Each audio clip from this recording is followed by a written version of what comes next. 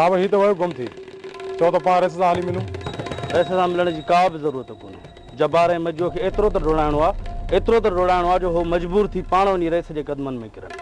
पोइ थी सघे थो त असांजे हिसे में कुझु माल अचे। फिलहाल छॾियो राति वरी हिननि खे डोड़ाईंदासीं।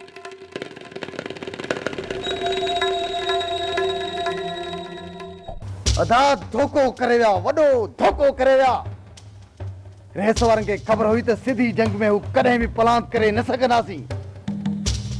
अहिड़ी अंदरी हयाऊं जो ख़बर ई न पई वञी पट पियासीं। मूंखे पाण यकीन नथो अचे त रेस मिठल हिकु लोफर छोरे जे हथां औरतुनि ऐं पोड़नि जे मथां वार कीअं कराईंदो।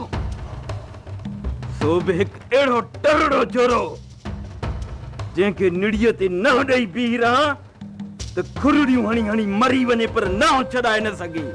अदा धोखो ॾियणु हुननि जी फितरत आहे। तो हुननि ते एतमाद कयो, मां कुझु ई न सघियुसि।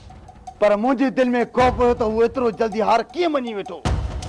हुननि असांखे दिलासो ॾिनो पंहिंजे प्लान पूरे करण लाइ ऐं हू पंहिंजे मक़सद में कामयाब थी विया। इहो धोखो हुननि खे ॾाढो महांगो पवंदो। हुननि चोरीअ कुत्ते वारो चक हयो आहे। मां साम्हूं वार कंदुसि। हाणे रेस ई हुन जे कुतनि खे लिकण जी जाइ बि हथ कान ईंदी। हाणे जेकॾहिं इन्हनि पंहिंजा गोॾा खोड़े मुंहिंजे अॻियां फैसले लाइ इलाज न कया त मां पंहिंजो नालो मटाए छॾींदुसि। फैसलो छाजो था? उन्हनि कुतनि खे हाणे ज़िंदगी जे ख़ैरात बि न ॾिबी ऐं उन्हनि सभिनी खे ढोड़ाए ढोड़ाए मारींदासीं। हा न बि न, हाणे उन्हनि खे पंहिंजो असुल रूप ॾेखारणो आहे। हाणे उन्हनि खे ॿुधाईंदासीं त बाजी खान जे पुटनि सां फिटाइण जो अंजाम छा थींदो आहे। वॾो कहर करे विया दा, वॾो कहर करे विया। तो हुननि ते अधो एतमाद कयो, नांगनि जे बिरनि में हथ विझी ऐं सोची तो त ॾकींदा कोन। मूं जोगिन जे वेस ते भरवसो कयो, पर मूंखे कहिड़ी ख़बर त जोगिन जे वेस में वॾा गुरनारी लिकल आहिनि। अदा ये सभु उन्हनि मथां तुंहिंजूं महिरबानियूं आहिनि। उन राति घर में घिड़ी हलियासीं त सभिनी खे ख़तमु कयूं अचूं हा। अॼु असांखे ही ॾींहुं ॾिसणो न पए हा, पर तो चयो त सभिनी खे ख़ौफ़ ॾेई हिकु हिकु करे मारींदासीं। बस न बन बस।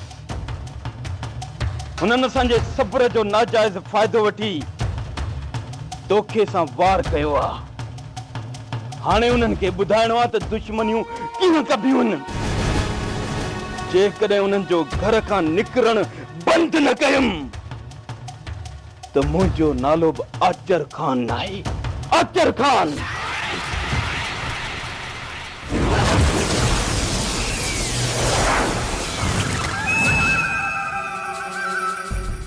पधार बाबा, मुंहिंजी बि सुभाणे पहुची वेंदो। चए पियो त थोरो कमु आहे उहो करे ऐं पहुची वेंदो। बाबा मैदान ते ॿरियो थियो आहे। मुजीब खे घुराइण जी कहिड़ी ज़रूरत हुई? हिन वक़्तु मुजीब जी अञा बि वधीक ज़रूरत आहे।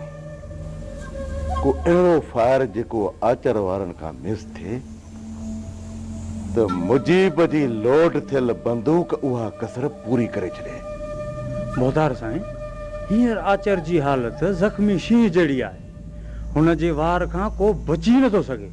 कमदार, हाणे को बि मौक़ो मां ज़ाया करणु नथो चाहियां। घणो ई सब्र कयो अथमि, हाणे मूंखां सब्र कोन थींदो। मुजीब अचे त हुनखे सभु कुझु सम्झाए छॾियोसि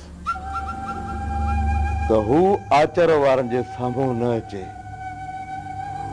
पर हू आचर वारनि सां गॾु पाछे जीआरे। उन्हनि जे हर कदम ते नज़र रखे। जिथे भी आचर वारा खोट खाई वञनि, उहा कसर मुजीब खे पूरी करणी पवंदी। हाज़ुर बाबा हाज़ुर, जीअं तव्हां चओ पिया ईअं ई थींदो। अदा मिठल जो क़िस्मत घणो साथ ॾेई चुकी आहे। हाणे मिठल मथां क़िस्मत जा खुलियल दर बंदि करणा पवंदा।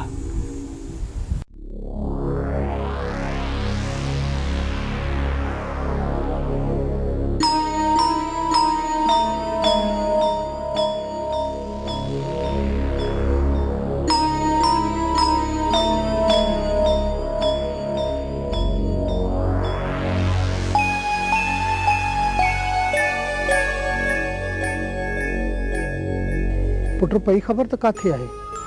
न बाबा, सॼो मुल्क रुली आहे।